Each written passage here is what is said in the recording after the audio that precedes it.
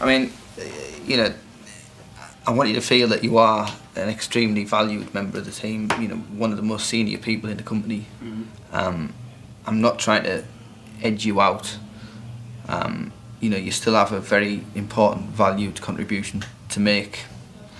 And as we grow and expand, you know, there'll be other opportunities for you. Okay.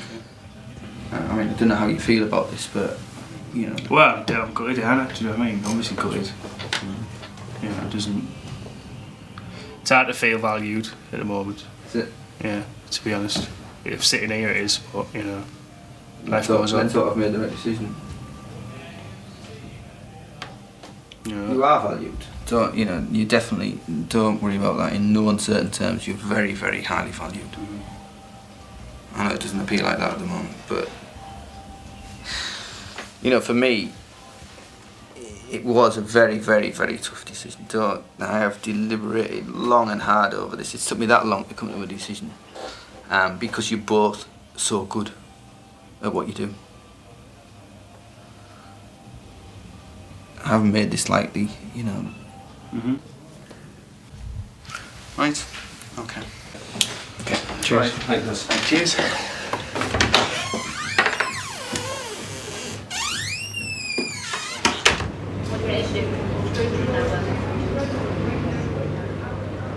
Well, what do I think?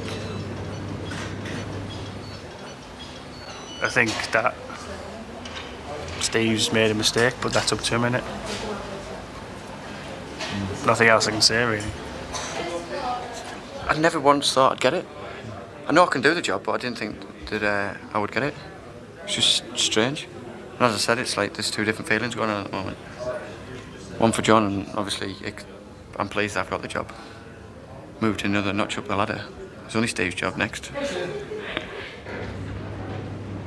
John was clearly unhappy, but he chose not to resign.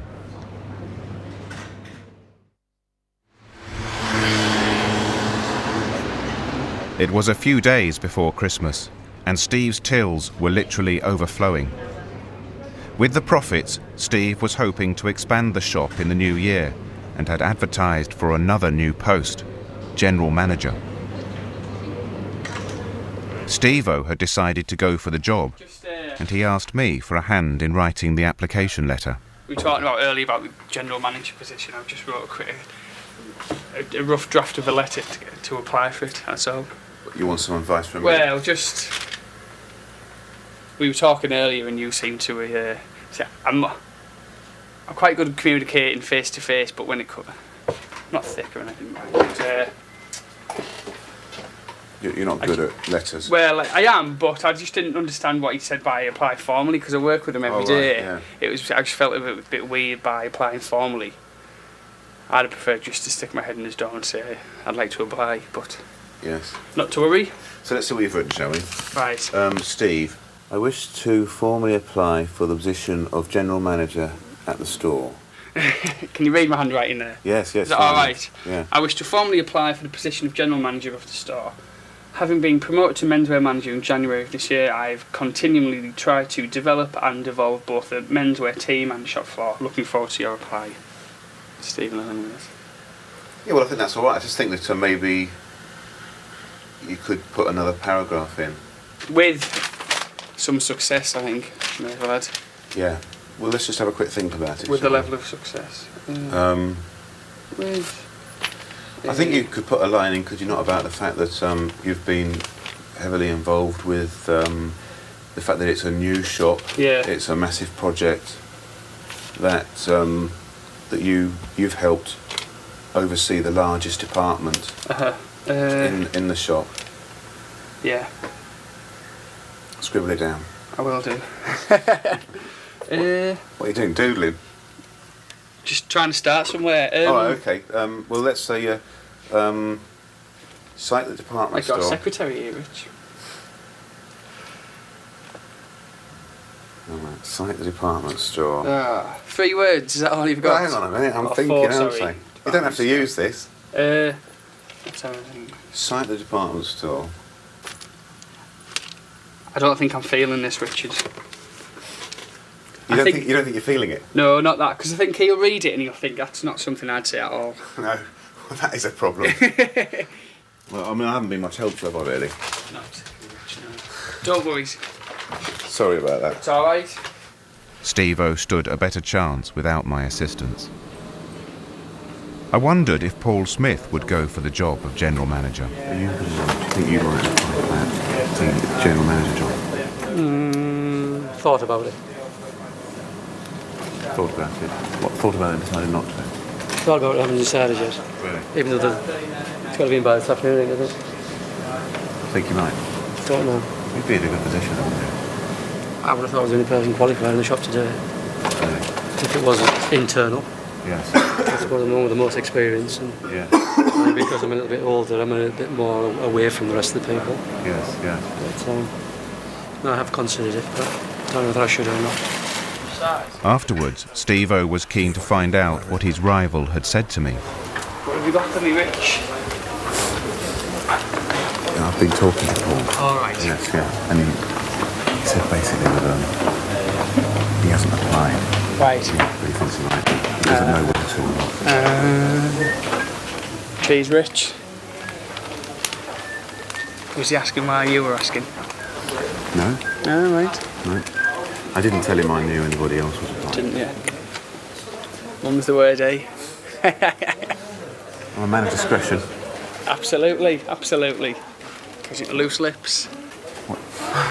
What he did say, you'll love this bit. Well, what he did say is that if the job does go internally, he's the only person who gets it. Did he? He'll get the job. Did he? Oh, yeah. What do you think of that? It's a belter. It's one of his best. But I hope I don't eat my words. If general manager, if the job does go to someone internal, Smithy's your man. Who said that? It's come from the horse's mouth. Smithy himself. He's the only man for the job. Big Karl Lagerfeld. The next day, Paul Smith requested a meeting with Steve, but he didn't want me to film it. Bye. When he came out, he told me he had resigned. I offered him a month's notice. Steve's opposite not to take it, and I'm going from home.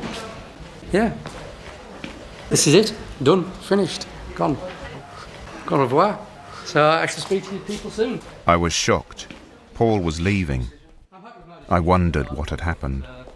Paul's got a backer, an Asian guy, who's going to set him up in a tailoring business over the road called Baker's, similar to what Paul had before that he went bankrupt with.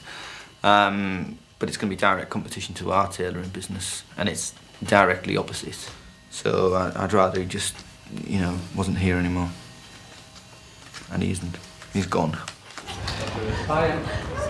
Just a few minutes later, he walked out for the last time. The timing could not have been worse for Steve. See you later. Good luck. This is called I Got You, Baby.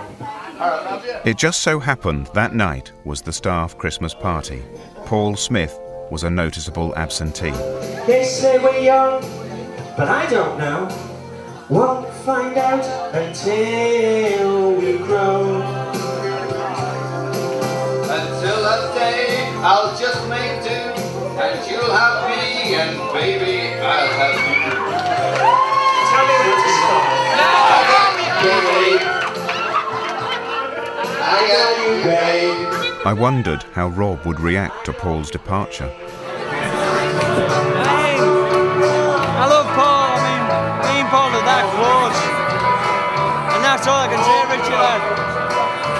I mean, I miss Paul here now, but on a business level, we shall. We'll talk tomorrow, Richard. Let you know. Rob's reaction made me think he might leave too. Was it going to be mutiny in Steve's tailoring department?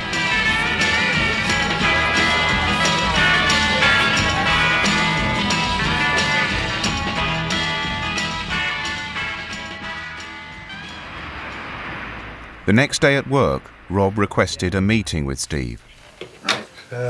Yeah, obviously I was just putting time and notice in basically. Right. So Okay. And Well, that was it basically. no.